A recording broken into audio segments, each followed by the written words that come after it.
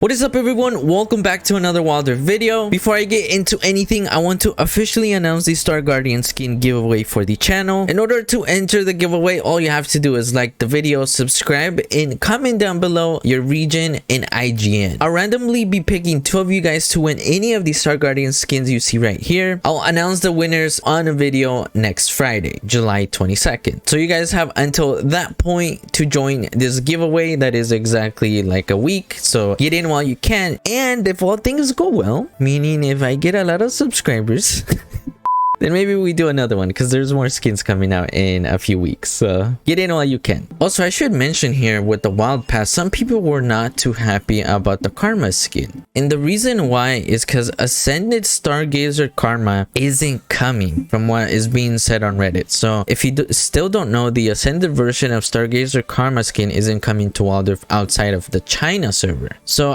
some people are extremely upset about it because they bought the Wild Pass because of the augmented skin, and now they're, you know, obviously mad because it's just not happening. Let me know what you guys think about that, and other than that, make sure to join the giveaway and let's get into the patch notes. With that being said, as you guys can see here on the right hand side, this is a massive patch, probably one of the biggest ever. So to keep this video hopefully under an hour, let's just get straight into it. Actually, before we get into the patch notes, I kind of want to get into a few of the changes they made to the UI here. Very minor details that, like, when you get into Wilder, just feel like so nice, like really welcoming, refreshing, you know. So kind of want to go over that. First things first, there's this new like MVP thing that shows up on your friends list, and that basically tells you like recently they received MVP, meaning you should probably keep that person as a friend, you know. Also, you can see here collector score if you go to someone's mini profile. I believe the mini profile is new as well, not too sure actually. But you can see this collector score, and I guess that basically means how much money they spend. So look at pads, what the heck? Also, you can like give people likes, which is awesome. I like that. If you go to pads profile here, let's see what else we can find. So how many matches? That's all been there for a while actually. But what is new is the display case. So you can display your skins on here, I guess, or whatever you feel like. And it also shows a few other things here, like custom recalls, how many you've collected, and skins and things of that sort. So if we go to this tab right here, the champion tab, and if we tap on that new icon on the top, you now get this insane display. Look at that, that's freaking nuts. I gotta get that Thresh skin still. Check that out. Once I buy my Star Guardian skins after this video, I'm not buying it in this video, it's gonna be a separate video, I'm sorry. I know I'm toying with you guys a bit here, but hey, you guys gotta come back somehow. But that's awesome. Skins, you can also access that tab here.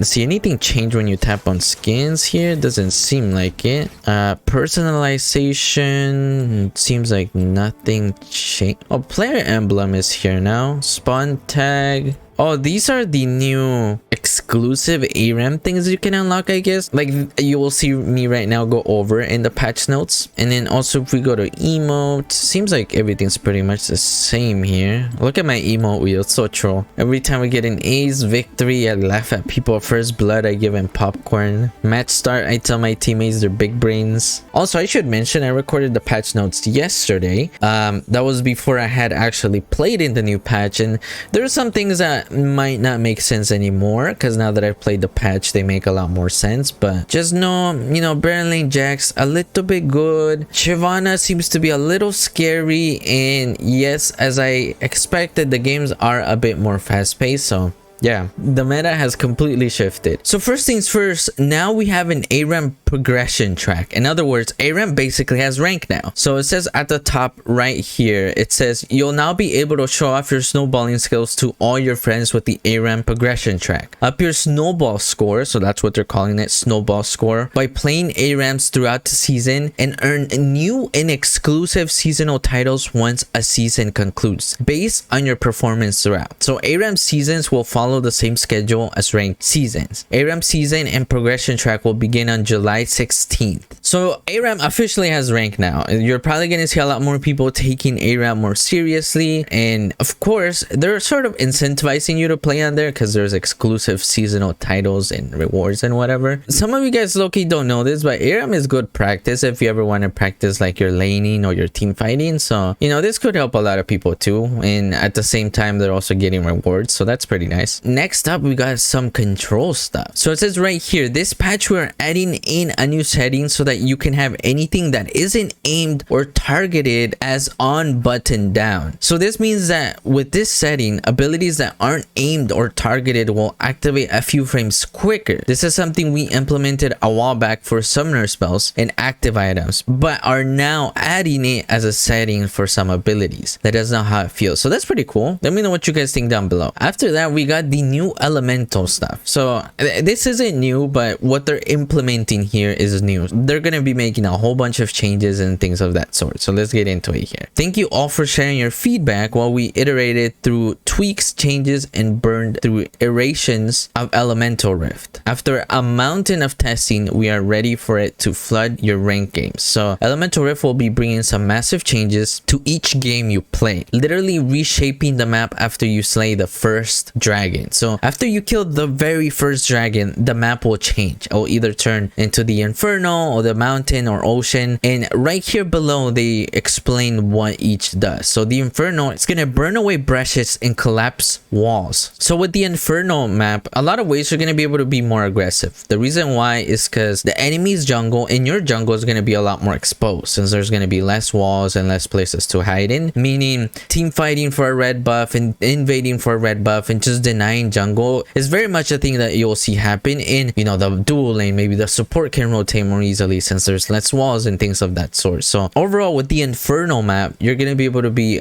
just a lot more aggressive, and you know, they literally can just run at you basically. But also at the same time, setting up plays might be a little more difficult. You might not be able to hide in a bush and like, hey, let's just wait for them here. They're probably gonna come face check. But yeah, overall, I think what you're gonna see a lot more of is like a contest for red buffs and blue buffs and things of that sort. Next up, we got the mountain map. So when you take down the mountain drake, it's gonna cause walls and terrain to rise out of the earth. So with this one is the complete opposite of the Inferno. With the mountain, you're gonna have a lot more terrain, meaning champs like maybe a Camille or a champ that benefits from fighting in a lot of choke points, like maybe a Veigar or a Nami, or a champ that just wants to fight in choke points, you know, Orianna for example. Those champs are gonna benefit heavily from that because there's just gonna be more terrain to go around. Camille's gonna be able to hook onto more things, and you know, there's gonna be a lot more places to trap your enemies and choke points and things of that sort. So yeah, I gotta be careful with that one. And not only that, Mountain Drake I believe benefits tanks a bit more, if I'm not mistaken here, so be a little cautious there. And then with the ocean, you know, there's just gonna be a lot more brushes and like plants and things of that sort. So like overall, that map's gonna benefit assassins overall because there's gonna be more brushes to hide in. Like for example, if you pick Rengar and you by chance happen to get an ocean map, you're set. There's gonna be brushes everywhere you can jump at people from, and it's just gonna be a fun time. But at the same time, if you get an Inferno Drake as a Rengar, you're gonna be screwed because there's gonna be way less places to jump at people from. And then at the bottom here it says, along with map changes, we are also introducing an updated Dragon Slayer system. Basically, we'll just change the map. That's pretty much what the first dragon will do. But when you start stacking them, the buffs will start stacking, and that's where things get scary. So increasing its potency while you collect the additional effects granted by each dragon your team slays. So if you choose to invest in slaying 3 elemental dragons, you'll be a formidable opponent before the other team has a chance to make a last-ditch effort for the elder dragon. So first things first, they couldn't do the dragon system that there's on PC. It was just not a possibility because on PC, you know, games are longer and you can't just implement a system in Wild Rift that is curated for longer games, when in reality Wild Rift is all about being League of Legends but on crack, you know, like the fast faster version, right? And so they opted for this change where the more dragons you have, it's pretty much GG once you stack all 3 dragons. But other than that, it also says the Elder Dragon is also flying in this update and is a late game objective, guaranteed to spawn at 20 minutes, replacing the remaining Elemental Dragon if it's still on the map. Slaying this behemoth grants your team the ability to burn their targets to a crisp. Attacks apply a burn and champion damage that reduces your opponent to critical levels will execute them immediately. So at 20 minutes, no matter what, the Elder is gonna pop out. Alright, and now let's talk about dragon buffs here. So Elemental Dragon. So Dragon Slayer, the power of your Elemental Dragon buff increases as you slay more Elemental Dragons. So that effect, or that dragon stacking, is called Dragon Slayer. So the Inferno Dragon is gonna give you 4, 8, and 12% attack damage and ability power. The Mountain Dragon is gonna give you 6 plus 3%, and then 12 plus 6%, and then 18 plus 9% armor and magic resist. The Ocean Dragon is gonna give you 3, 6, and 9% missing health regeneration. And then the Elder Dragon,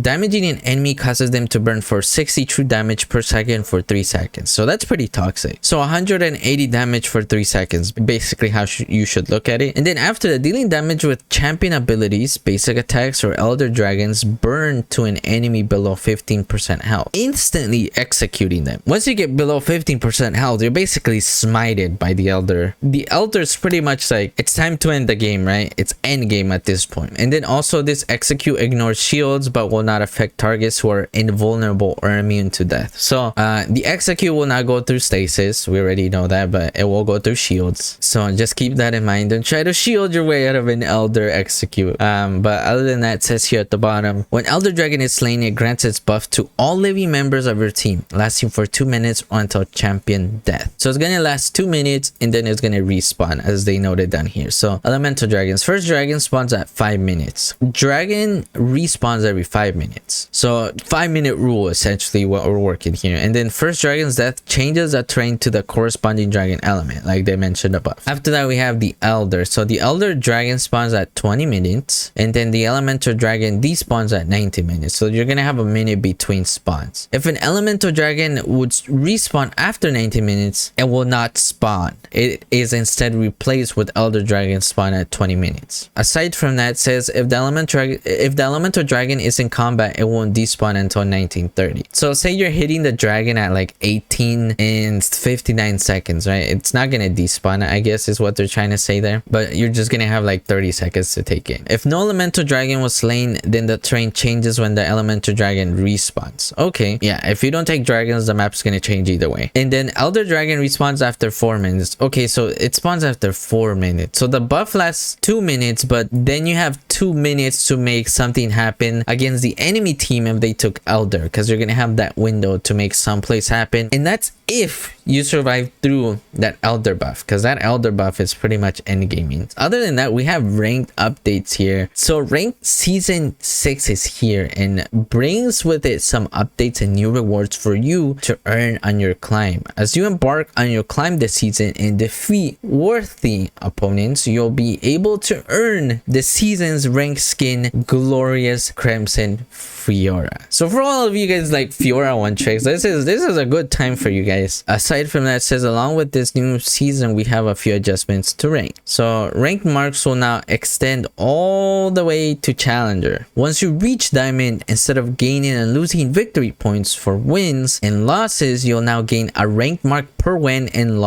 lose 1 per each loss. To progress through each tier of Diamond, you'll now need to earn 6 marks per tier. You'll now need to earn at least 20 marks to fulfill the rank requirements to be promoted to Grandmaster. You'll now need to earn at least 40 marks to fulfill the rank requirements to be promoted to Challenger. To make the entire queue more consistent, rank Fortitude and Fortitude Shields will now persist into Diamond up through Challenger, removing replacement matches at the beginning of the ranked experience. Since we're implementing a lot of new changes, our usual season reset will roll some ranks back a bit further than the previous season to help smooth the transition into updated ranks. So there's going to be a reset. For those of you guys who don't know yet, don't be caught off guard. There's going to be a rank reset in a few days here. I believe 2 days. I don't know if I'm a big fan of the mark system, to be honest. Technically should be easier for some of you guys to climb up, but for other people it's just going to be miserable. They're just going to be hard stuck. Win a point, lose a point, that's just miserable, you know? Yeah, let me know what you guys think? Do you guys think this was the right call? I don't know if I'm a big fan of it. But ranked season 6 will begin on July 16th. And then after that, we got legendary Q. So a few weeks after the new ranked season, we will introduce a new Q, legendary Q. This will be an additional Q for you to climb your way through and show off your skill. So this is going to be really cool. It's going to be awesome, and I think a bit refreshing actually. So let's go over here, the little points they have. So it's solo queue only, available for players who achieve Diamond Plus in our existing rank system. So the reason why they're pushing it a few weeks is because they're resetting the ranks, and basically if they were to add it right now, there wouldn't be a player base big enough to support it yet, because everybody's basically going to be below Diamond, right? So basically they're going to give people time to climb up again, and right here it says will only be available during certain hours of the day. We'll share the same season cycle with our existing rank queue, and there's 6 new major ranks, and each rank will have 4 sub tiers for you to climb your way through. So warrior, then commander, guardian, vanquisher, immortal, and then legend. So that's the equivalent of challenger for legendary queue. If you climb to the top and achieve the prestigious rank of legend, you'll also be given a special global ranking on the leaderboard alongside the other players who are able to reach legend. There will be a separate matchmaking rating MMR in this queue, so the rank and MMR that you have in other queues will have no effect on your existing and this new one, which is awesome. I'm so happy to hear that. Exclusive rewards will also be available for you to earn during your climb in this new queue. Legendary queue will begin a few weeks after season 6. Everybody in your regions essentially is going to know, hey, from 6 p.m. to 10 p.m, say, hypothetically speaking, from 6 p.m. to 10 p.m, legendary queue is going to be open. Everybody then is going to be able to queue up for this. Everybody who's diamond and above is going to be able to queue up for this, and that's going to allow for faster games to be found, because everybody is going to be queuing at the same time, meaning overall the rank experience should be a lot better, and technically you have higher tier players in this queue, so it's just going to be a lot more competitive in general. I think, you know, there's going to be like different rewards. People are also fighting to be on the leaderboard and things of that sort, so expect it to be more competitive. Expect people maybe to be a little more tilting, like they're gonna get a lot more mad more easily because they're gonna expect a little more, but overall it should be a lot more fun, to be honest. But next up we got the wild pass here. So here, straight from the cosmos to brighten your gameplay in this wild pass is Stargazer Karma, which is awesome. I love Karma. You guys already know that. Just ask anyone who's in our guild. I can be a Karma one trick sometimes. And then also we got the events. So Star Guardian and Redeemed Star Guardian. Swear the oath of the first star and embark on a magical journey. This is gonna be on July 15th. And yeah, this is gonna be awesome. Star Guardian. Oh man, so many skins. Just so many skins and so little money to go around. You know what I'm saying? But yeah, other than that, here we have the champion changes. So let's see what we got here. This is the first time I'm looking at the champion changes, so this is going to be interesting to me. So first up we got Ari. So it says here, due to the positive reception of Ari's rework in League PC, we're excited to be bringing it over to Wilder. Were they trying to say really?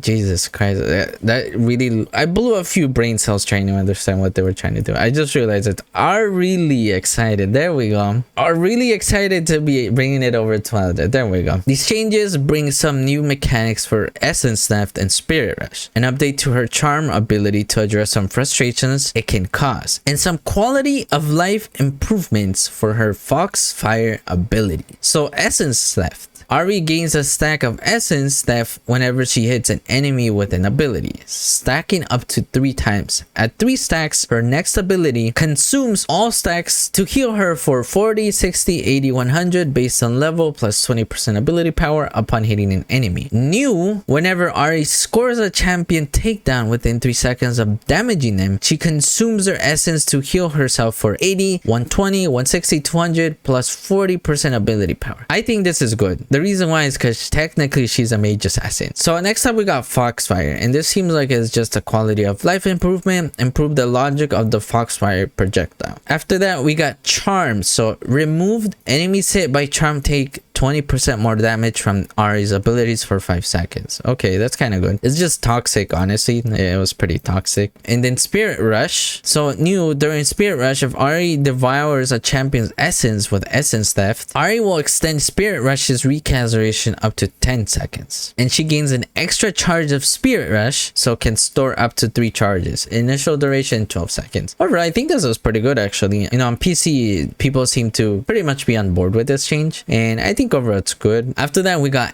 Annie. So Annie is strong for a lot of players, but there are some parts of her kit that could use some improvements. We're cutting away some power in the form of base stats while significantly improving the stability and feel of Disintegrate. So base stats, movement speed is being cut by 5. Armor per level is being cut by what, 0.8, and then armor at level 15 is being cut by what, 11. And then Disintegrate, the projectile speed increased by 20%, so increased from 15 to 18. And then explosion radius increased by 0.25, so from 0.75 to 1. So for those of you guys who don't know, like when the balance team starts messing with base stats for champs, it's either like a make it or break it. Like increasing base stats either makes a champ really OP, but I'm interested to see how it works out here, because although they did cut down on her base stats, they increased Disintegrate, so it could balance things out a bit. But then again, I haven't played any much, so I can't truly say how this is gonna affect her. What do you guys think? Let me know down below. I think overall she's probably just gonna be the same. Maybe what's gonna happen here is, like, instead of her going in with Portal Belt all the time and instantly stunning you, like, she maybe thinks twice about it. Not sure, let me know here. I'm not a big Annie guy, you know. But next up we got Diana. So this Lunary Warrior is a little too oppressive in higher levels of play, so we're tapping down the damage of her dash to cut down on some of the damage output she has when fully maximizing Moonlight. So Lunar Rush base damage is going from 50, 85, 120, 155 to 40, 75, 110, 145. That's interesting. I don't think that's gonna necessarily destroy Diana. She's still gonna be good, I'm pretty sure. And then Dr. Mundo. So Dr. Mundo has been underperforming in higher levels of play when compared to other tanks. So to allow him to better compete and grow where he pleases in the Baron lane, we're reworking the initial heal that he gains from his ultimate, so that it is not as easily countered by anti-heal items such as Mortal Reminder. So initial heal heals 20% of his missing health, is going now to increases his base health by 15, 20, 25% of missing health. Oh, that's pretty interesting. We might see a bit more Mundo because of this. Next up we got Galio. So his base stats, health per level is being increased. Health at level 15 increased as well, and then shield, movement speed reduction when charged, 25%, now 15%. That's actually insane. That's gonna be we're gonna see way more Galios because of this. But definitely support Galio is gonna be nice. You know,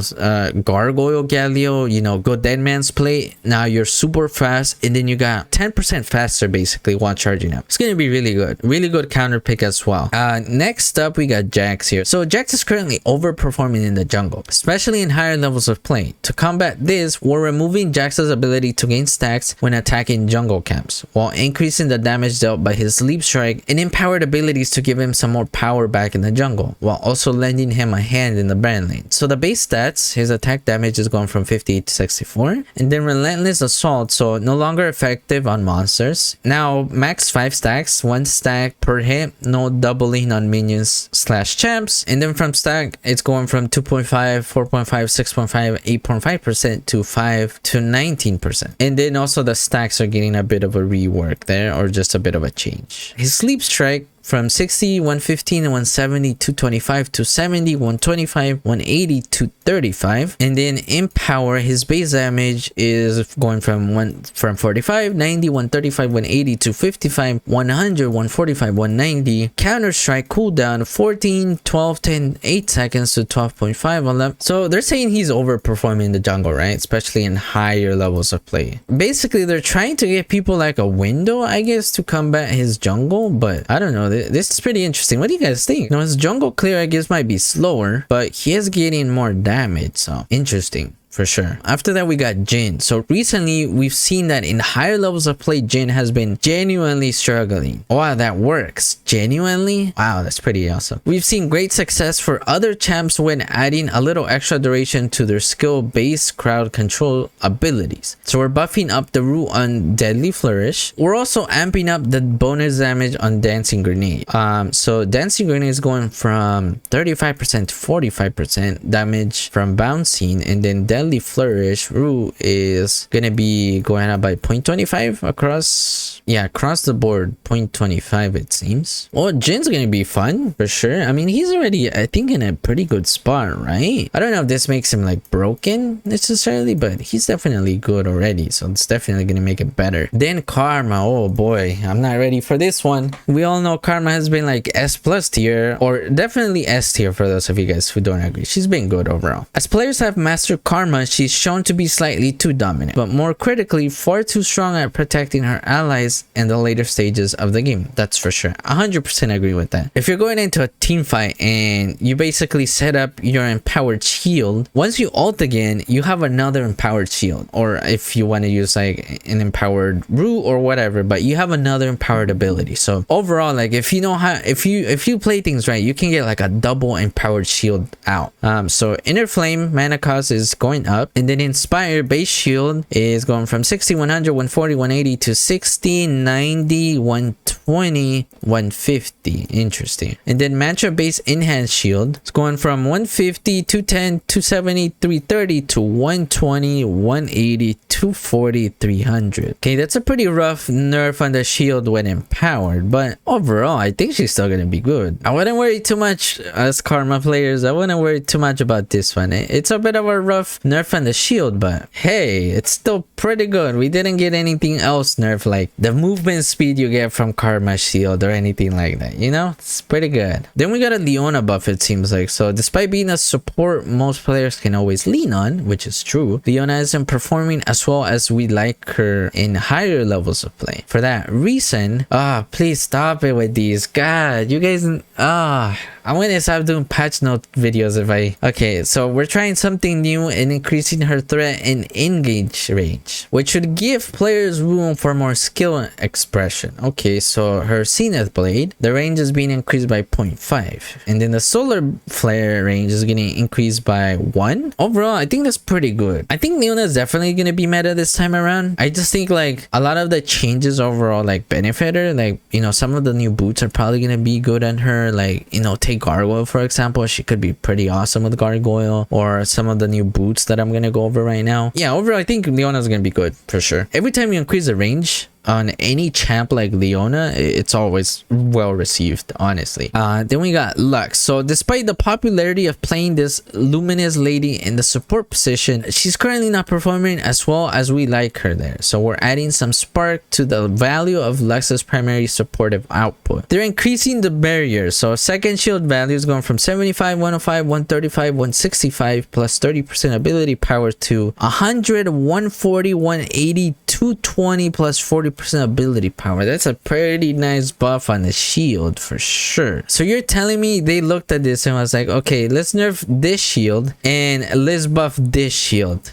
She's gonna be good. We're gonna see way more Lux support. It's gonna be pretty fun. Let me tell you that. Playing against Lux support, so fun. Alright, so next up we got Nautilus. So Nautilus folks aren't quite syncing as well as we'd hope. So we're making some adjustments to the hitbox to make it a bit easier to drag enemies down. While we're at it, we're buffing up some of the damage he deals to monsters to get his clear up to a healthier speed. What? Are they trying to promote jungle slash Baron lane Nautilus? Is that it? So Dredge line, width against units is going from 1 to 1.3, and then width against walls going from 0.4 to 0.2. So what this means is like hitting a champ will be easier. Hitting a wall should, let's say you're next to a wall and you throw the hook onto a champ and you hit the wall by accident. Maybe it's gonna happen a little less with this. And then Titan's Wrath, the shield, monster damage ratio 150% to 200. Oh, that is awesome. So when you have the shield up, if you guys don't know, when you use shield, you get empowered damage. So your basic attacks are empowered. With this, you're gonna be dealing some good damage to monsters. Pretty interesting. You know, in the early game, you could go shield and help your jungler clear faster, but that's pretty awesome. I like that. Nasus though, so recently Nasus power has been stacking up and he's become an extraordinarily dominant pick, especially in lower levels of play. Okay, calling out the potatoes. So we're tightening his leash and making it less punishing to pressure Nautilus in the early laning phase. His siphoning strike, the cooldown is going from 5.5 to 5 to 4.5 to 4 to 7 6 5 4. Oh, that's a pretty significant increase on it.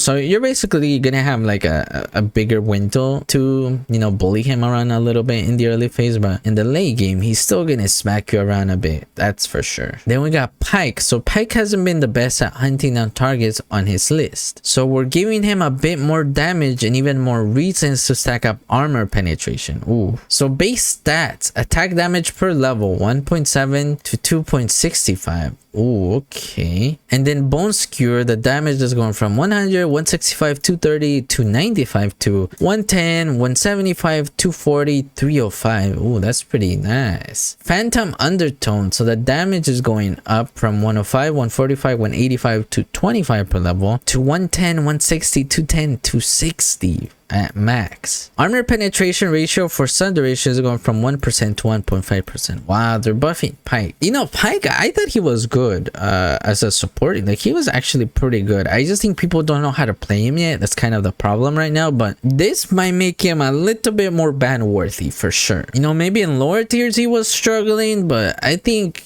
overall people that know what they're doing in the support position with Pike were having a pretty good time, that's for sure. And this is only going to make their time a lot more easier. He's gonna be pretty good, I think. All right, and next up we got Riven. So Riven's Valor is a powerful tool for both repositioning and soaking damage. Yeah, that's true. And this on-demand power has led to Riven being too dominant for players who have mastered her. We're bringing up some defensive base stats in exchange for a weaker shield. Okay, so base stats are getting increased, health regeneration is getting increased, but her shield's getting it right in the booty. You see that? At max, it's gonna go down significantly in the early game too. That's a pretty, honestly, they're really going after shields here. I don't know what you guys think, but I think they're trying to tell us something here. I'm all for this, but I hope like this doesn't make her even more disgusting, if that makes sense, because at the end of the day she's still gonna have Rebellion no matter what. So this could backfire, honestly. Increasing her base stats could make her more OP. All right, next up we got Set. So Set has been struggling to hold his own, so we're setting things straight and increasing, can we stop with these, god damn it, and increasing the AD ratio associated with his Haymaker ability and reducing the cooldown of Facebreaker. This should provide more opportunities for skilled Set players to disrupt enemy champions during team fights and scrimmages. So Haymaker bonus AD ratio is going from 10% per 100 AD to 15% per 100. Nice. Facebreaker, the cooldown is going from 14 to 0.5, 11, 9.5 to 13, 11.5, 10 to 8.5. Nice. So Set pretty good buff here. But next up we got Shyvana. So with incoming elemental rift changes shaking up the dragons, Shyvana will also be receiving a new passive, which is awesome. So Dragonic Bloodline stacks up as Shyvana farms, ganks, and takes objectives, granting the evolution previously attached to specifically dragon skills to now granting them over the course of the game, regardless of what Shyvana is doing, with a big bonus for focusing on dragons. So basically what this means, actually let me go through the changes here. So for large monster kills, champion takedowns, and epic monster kills grant stacks of Dragonic Bloodline. For every 100 stacks, Shyvana evolves one of her abilities in order from first to last. So large monster kill gets 8, champion takedown gives 12, Rift Herald Baron Nashor gives 12, and then dragon kills give 35. So basically what this means is that as it stands, if you play Shyvana and don't get dragons, you're useless. Completely useless. Like, there's no point of having a Shyvana. It's basically a 4v5. However, with this, what this means is that Shyvana, as you get into the later stages of the game, will not necessarily fall off. She will actually like slowly ramp up to the late game, which is much better, because that means if you maybe miss a dragon or something along those lines, you're not just complete trash. You know, you're still in the game. You know, you're still helping out. And if you do happen to get dragons, you're gonna be a monster. You're still gonna be that, you know, that scary thing that people don't like to play against when Shyvana gets all the dragons going. Overall, you're just not gonna be complete trash if you don't get dragons, or if you get into the late game, you're not going to be useless. You're still going to stack up and like slowly make your way out. The only thing I'm scared about here is that what if Shyvana is too OP? but she should be pretty fun now. Next up, we got Singe. Base health is going down by 40. Insanity potions, the duration is going down from 25 to 18 seconds. Okay, overall, like nothing too crazy. They're not like nerfing, you know, the damage on his abilities or anything like that. Just the duration and a little bit of base health. Overall, he's probably still gonna be in a good spot, honestly. And then Teemo. So yeah, Teemo's getting a rework here, and let's see what they gotta say here. That's a lot. So Teemo has been struggling to find his footing as a brand laner, especially in higher levels of play. Since we thought there was mushroom, I can't do this anymore. This patch is long and they keep doing this thing. Like, you guys are making me like quit halfway on this video. So they're making some adjustments here. Blinding dart range going up by 0.5. Guerrilla warfare channel time going down by 0.5. Cooldown going up for 3 seconds. Mana cost going up for 20. And then noxious trap, so explosion radius, is going down by 0.2. And then new, Teemo now places a mushroom trap that detonates when an enemy steps on it, dealing 100, 175, 250 plus 30% AP magic damage over time, and slowly the target hit by 30%, 40%, 50% for 3 seconds. Okay.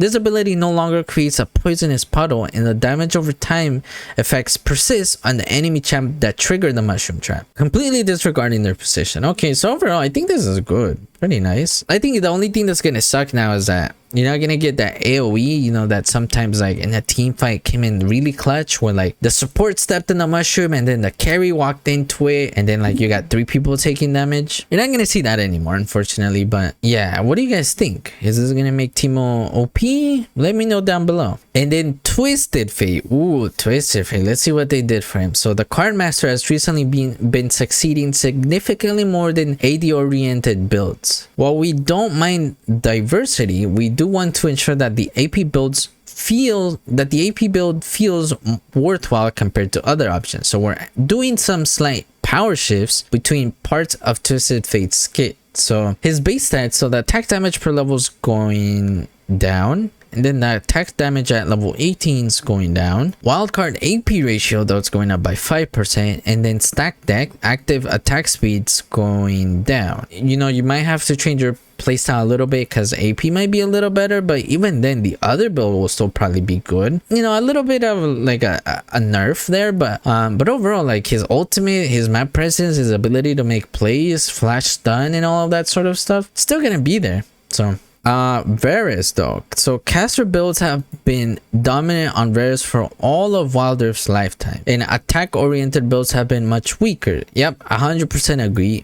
So they're going to make some adjustments to bridge the gap between the two. Okay, so they're trying to bring AD Varus into play here. So they're increasing the cooldown on his arrow. Okay, and then Blank Quiver, the passive on hit damage is going from 8, 12, 16, 20 to 12, 16, 20, 24. Okay, and then a passive on hit damage for 6 seconds after using Blinded Quiver is going from 16, 24, 32, 40 to 24, 32, 40, 18. Okay, so they're trying to bring AD Varus into play here, but it's not like they increase a base stat or anything like that. I don't know. If anything, like, I don't know. Like, the cooldown on the arrow hurts a little bit because you're basically trying to scare people away from the other builds and going AD, but I mean, come on. People are still probably going to do a little bit of the other builds. Yeah, maybe a base stat increase would have been nice here instead of like nerfing the arrow or something like that. But yeah, Veigar up next. So after recent buffs, it turns out we made this mastermind a bit too evil, as Veigar has grown into one of the most dominant mages in the mid lane. Yep, they have. So base stats, health per level is going down by 10. Health at level 15 is going down by 140, and then armor per level is going down by 0.4. Health at level 15 is going down by 6. This basically makes Veigar a bit easier to kill, but overall, like, everything else still there. The stun is still there, the damage on the ultimate, the zoning capabilities, you know, the fact that people gotta worry about you scaling into the late game, still there. You're just gonna have to play a bit more safe with Veigar, I guess, if that makes sense. All right, next up we got Wukong here. So we're bringing a change over that has been very popular on League PC for this Monkey King. So we hope he can use this new feature to trick his enemies on the battlefield even more. So Warrior Trickster can now move Wukong over walls. Okay, that's cool. Then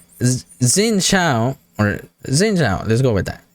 Is currently one of the most dominant junglers on the Rift. particularly in higher levels of play because of his strong dueling potential and reliable control. So we're pulling back on how frequently he can cast his 3 talent strike ability to give enemy junglers a fighting chance. So what are they doing here? So they're increasing the cooldown. That's pretty much it. He's still gonna be the same, honestly. Like, it's just a 1 second cooldown, right? But let's see here. So champion ultimate cooldown adjustment. So this is something they mentioned in the patch preview. So let's see what they gotta say here. So in addition to the other balance updates, we are making adjustments to almost every champion's ultimate cooldown. So we're going to steal a page from League PC's book and also spare our mental and skip writing context for every champ. But we do have some broader context on why we're making these adjustments. We've been listening to a lot of players' feedback and seen that some ultimate cooldowns are quite long, and over the course of a game you may not get many opportunities to cast them. While Wild Rift's game times are close to half of PC's, our ultimate cooldowns were only slightly shorter, so we are reducing ultimate cooldowns by a small percentage across the board. We hope this allows players to learn, experiment more, and increase the frequency of high moments for champs, while making sure we maintain meaningful windows of counterplay around ultimate cooldowns. Expand for changes. Okay, so they did mess with oh my god. So every single champ is getting a reduction. Oh wow, that is nuts. Holy smokes. So let me explain what this is gonna do, okay? The game is gonna feel way more fast-paced because people are gonna be making a lot more plays since they have cooldowns up a lot faster. So like, some of you guys might have been in this situation where you're playing and then Rakan ults you and then 30 seconds later he ults you again and you're like, wait, he has ultimate again? You're gonna get that feeling a lot more. And at the beginning, it's gonna be very strange and it's gonna feel super fast-paced and like everything is moving fast, but you're gonna get used to it over time. Once you get into the rhythm, it's still gonna be the same. You're gonna be able to like pinpoint when things are gonna happen a lot more easier, but at first it's gonna be a bit chaotic, that's for sure. And then here it says ultimate duration adjustment. So while reviewing our systems in combination with the ultimate cooldown changes in this patch, we found that combat relevant ultimates in Wild Rift have very long durations compared to the durations of engagement. So this can potentially lead to very high uptime on ultimates that can be frustrating or confusing when active so frequently. So we have gone through and cut down slightly on very long duration ultimate. So expand for changes. Okay, wow, that's so many changes there. That's nuts. So yeah, there you go. So earth changes. So expand to see more. Do you guys care about the earth changes? I don't really care about it, so I'm gonna skip over it. Sorry guys, if you're an earth fan, I'm really sorry. So gameplay changes. There's new enchants. So Magnetron enchant. The selfless enchants we already have in Wild Rift are good when you want to help out your teams as a whole, but not great options for supporting one ally in particular, which is true. So Magnetron is here to allow for both more aggressive or peeling support choices. So you can dive right into the fight to look for and engage with your teammate, or look to peel for your squishy backline carry. Magnetron is here and packaged into a way to rapidly get to them and help them out whenever you get there. So target a nearby ally within 5 range to dash to them, then taunt the closest enemy champion within 2 range for 1 second, so 90-second cooldown. This effect can only taunt one enemy per activation. This taunt only affects champions. This taunt duration is reduced to 0.5 seconds if the affected enemy champion has been taunted by the Magnetron enchant in the last 10 seconds. Total cost 800 gold. Wow, this is gonna be interesting. There's gonna be some champs that are gonna benefit from this a lot more than others, like a Leona, maybe an Alistar are gonna benefit greatly from this. But it's gonna be interesting to see how this truly plays out. And then the next new enchant here is Repulsor enchant. So Repulsor presents a new enchant for 2 purposes: pushing away nearby enemy divers and splitting up the enemy team. So we're looking to open up some new space for both the selfish defensive uses and also for the more aggressive initiators with this short range knockback. So it says here, knockback enemies within 3.5 range to 3.5 range away from the caster. So 60-second cooldown. Yasuo is not allowed to use this bounces ultimate off a repulsor. Okay, interesting. Specifically targeting Yasuo there. Total cost is 500. Oh, that's very cheap compared to this one. Yeah, I'm gonna be testing this one out a lot. It's gonna be awesome. But yeah, the next one we got is Veil enchant. So as with Megatron, Veil is another option for helping out a specific ally rather than your entire team. Here we're adding a spell shield for an ally as a way to either selectively block a specific spell with good timing or use it early to deter enemies from using spells on your chosen carry. So grant a nearby targeted ally a spell shield for 3 seconds that blocks the next enemy ability 45 seconds. Cannot be cast on yourself. Ooh. Total cost is 500. This boot enchant is going to be very good against CC high AP comps. So, you know, just to help keep your carry alive. Maybe against a Veigar, that might actually be very good. So, and then boots of swiftness, boots of fur. So they're changing it here. So footwear movement speed reduced from 50 to 40, and then they removed sleek. Movement speed slows are reduced by 30%. New, it's called Rage. When you attack a target, you gain 30 movement speed for 2 seconds. Does not stack with the Rage passive from Phage or its various upgrades. That's very interesting. So it says here, Boots of Swiftness main purpose is to counter slows, which has been long overshadowed by Mercury Treads, simply offering tenacity instead of reduce the duration of all crowd controls. So we're looking to move this item to a different space by opening up the new Boots of Fur to attack-based champions that might be looking for a bit more in combat speed to kite or chase down their enemies. That's pretty awesome. I really like this. This is probably going to be pretty good on, like, I don't know, like a Lucian or maybe a Vayne or something like that. Something that wants to like chase you down, you know? And then Fimbulwinter is providing too much safety for ranged champs. So we're pulling back on how much shield power this gives when ranged champs opt into this item. So shield range modifier reduced from 70 to 50%. Okay. Then Gargoyle enchant. So they removed all current functionality. New, gain a shield that absorbs 30% of your maximum health that decays over 4 seconds. The shield value increases by 100% if there are 3 or more nearby enemies. Deal 40% or less damage for 3 seconds. 60-second cooldown. I really like what they did to Gargoyle, honestly. I just really like that. I feel like it makes more sense to have Gargoyle set up like this. It's gonna be really awesome. Then Hextech Portable enchant. So the Portable is a highly flexible enchant that can be used to escape danger or dive right in. And its cost does not properly account for being so powerful both in the offensive and defensive use cases. So we're adjusting it. So their adjustment is, hey, let's make it cost 300 more gold. Then we have Hullbreaker. So bonus armor and magic resistance gained by item owner from 10 to 15 based on level is now going from 10 to 50 and then 5 to 25 if ranged. That's pretty interesting. Bonus armor and magic resistance gained by allied minions. So from 50 to 170 based on level is going from 50 to 170 and then 25 to 85 if ranged. So interesting. So at the top here, I skipped over it, but it says Hullbreaker is currently being abused by ranged champs in higher levels of play despite this item being designed as an option for fighters. So they're basically trying to cut down on that.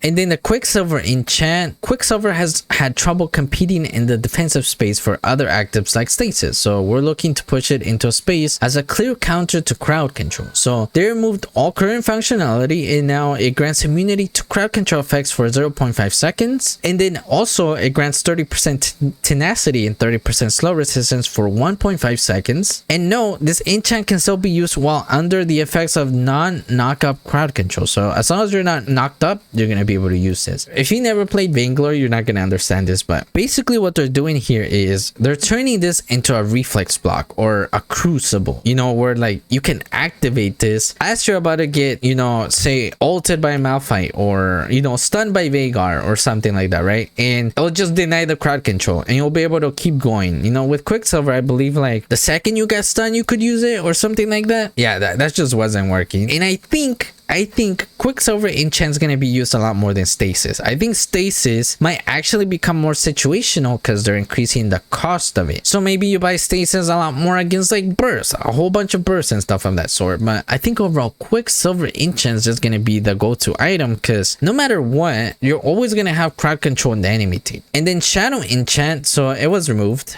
That's an RIP for that. And then Stasis, like I mentioned, they're just increasing the total gold cost. Alright, and lastly, we got ruin changes, which is good because I'm starting to lose my voice here. That was a lot. So Keystone, so Conquer. Conquer has been an overly dominant pick within the ruin system for quite some time. So to sharpen its Keystone and create space for other Keystones to shine, we are reworking Conquer so that it requires more stacks to reach its effective and provided bonus physical vamp and magical vamp. So total stacks increased from 5 to 6, maximum attack damage increased from 1030 to 1236, maximum magic damage adaptive increased from 1545 to 1854, removed when fully stacked deal 10% melee, 7% range bonus adaptive damage to champions, and then new while fully stacked gain 8% melee, 5% range physical vamp and magic vamp. Okay, interesting change. Let's see what it says here, but maybe it opens it up more if like these seem like maybe a lot more worth it.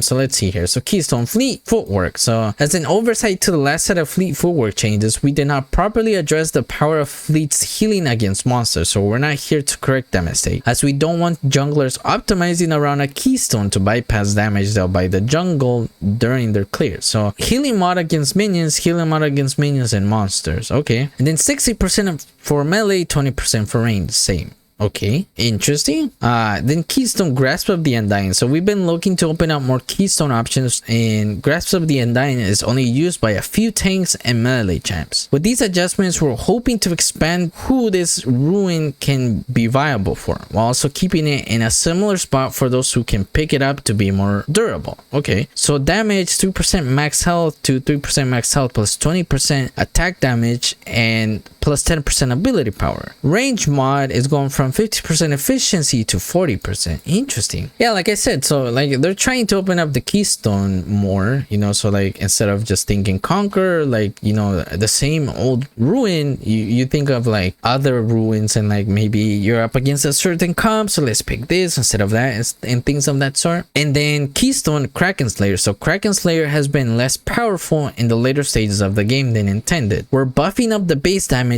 later and allowing more champions access to the power this Keystone offers. So on attack effect, on hit effect. Oh, this means that skills that apply the effects of attacks such as Israel's Mystic Shot or Fiora's Lunge can now stack and apply Kraken Slayer. Base damage is going from 2870 to 2884. This is probably the buff Kraken Slayer needed. It's gonna be really good, I think, on like Lucian. Vayne is probably gonna be good with it too. But yeah, this opens up the Keystone. You know, you're no longer just thinking Conquer. You know, there's options now. Then we have Domination. So Brutal. Brutal is currently the most picked Domination ruin due to how reliable and broadly usable it is for a large pool of champions. To promote ruin diversity, we're sharpening Brutal to provide adaptive on-hit damage instead of flat adaptive damage. Okay, so they remove gain 7 bonus or 14 ability power, and now it's going to be basic attacks deal 7 to 14 bonus physical magic damage on hit against champs. Yeah, overall I think these are good ruin changes. Especially like that they open up the Keystone tree a lot more. And then for the jungle, so Smite and jungle comp adjustment. So Smite burn damage is now going from 30 per 5 seconds to 50 per 5 seconds. Okay. Grump base health is getting reduced by 200. Health per level is getting increased slightly, it seems. Red Brumbleback, so the red buff, base health is getting decreased. Health per level is getting increased by 20. And then Blue Sentinel, base health is getting decreased by 200, and then health per level is getting increased by 20 as well. I guess this makes it like easier to maybe clear in the early. I'm not too sure. With this, I think this makes it easier to clear in the early, but as you scale into the late game, it's a bit harder to take. I don't know, something like that. I've been reading so much here that I'm starting to lose my train of thought. Then system, so turret plating system. So it says, we've heard your feedback around wanting more focus on the laning phase and ability to play around individual leads. So we're bringing in turret plates to increase the duration of the laning phase and allow for more opportunities to make skillful plays around a lead in a lane. So early game stats bonus. So it's going from 0 to 4 minutes. Mid and band lane turrets gain 90 armor and magic resist. To from 0 to 3 minutes. Mid and band lane turrets gain 50 armor and magic resist. And then from 0 to 4 minutes, dragon lane turret gain 40 armor and magic resist. From 4 minutes after game start, it's now removed. Wow, interesting. And then the turret plating. So all turrets having plating, only outer turrets have plating. Okay. Turret plating duration permanent from 0 to 630 minutes. Oh, okay. So plating numbers. So 3 plating equally distributed per turret. 5 plating equally distributed per turret. Okay. Plating gold local. So outer turret 150 per plating, 150 per plating. Stay the same. Inner turret 125 per plating, 0. Inhibitor turret 150 per plating, 0. Turret destruction gold. So global gold 75 unchanged. Local gold is going up. Oh, it's all going up. Okay. Interesting. And then plating defense, the outer turrets gain bonus armor magic resist based on health status. So when the health is no more than 180, 60, 40, 20% respectively, the turret will gain 40, 80, 160, 240 armor magic resist. Okay,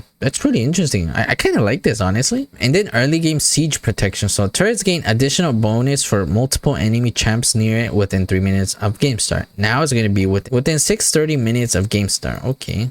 Nice. So 2 champs, 10 armor and magic resist, 10 armor and magic resist. 3, 250 armor and magic resist, just 50. 4, 300 armor and magic resist, 150. Okay. But yeah, other than that, we got trinket wards. Using a trinket will cause all different wards placed by the trinkets to despawn. Okay. Example, using yellow or red despawn pink. Using pink or red despawn yellow.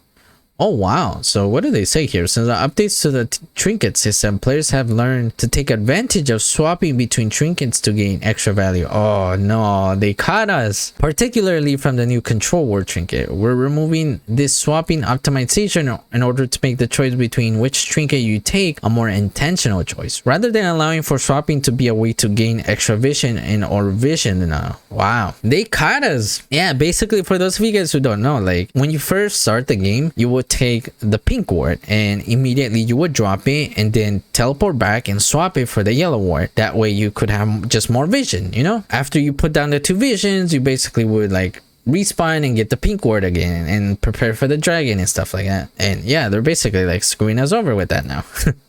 God damn it. But yeah, the last part here is enchantment switch system. So previously it was possible to swap between different enchantments, but only by selling your entire boot slot and buying a new one. We're making it possible to simply open the shop and purchase a new enchant whenever you'd like, but adding some additional rules around the cooldown to prevent some of the more abusive or jarring situations that could happen by switching between actives. So while you have a boot enchant, you may purchase another enchant directly from the shop rather than needing to sell your entire boot slot. That's so convenient. For example, if you have Mercury Stone Plate, you can directly swap this for Mercury Glory by purchasing the Glorious enchant in the shop. So gold cost. So the cost of swapping is the cost to buy the same new boot and new enchant. Minus, is that minus? Minus the gain of selling your current boots plus enchantment. Okay, I guess that makes sense. Basically, like whatever the boots cost will be subtracted from whatever you would get if you were to sell the boots. If that makes sense, I guess. And then it also says the shop will calculate this value for the player and display the cost of swapping. Okay, cooldown when swapping enchant. So after swapping, the new enchantment will be placed in a cooldown state.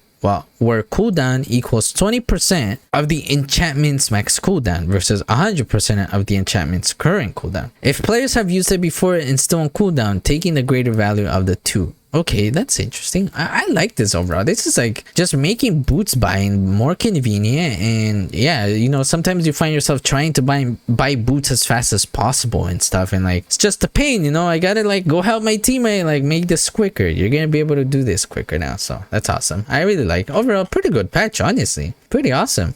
And then of course we have the skins. Oh god, the skins. Like I said, join the giveaway. Comment down below, you'll automatically be entered. And then also we have new accessories. Oh, these are really awesome. I really like those. Yeah, and other than that, that's pretty much it. That's everything that's there. Let me know what you guys think about this patch. I think it's awesome. It's a massive patch though. Jesus, I'm losing my voice over here. But yeah, make sure to join the giveaway. And other than that, I'll see you guys in the next video.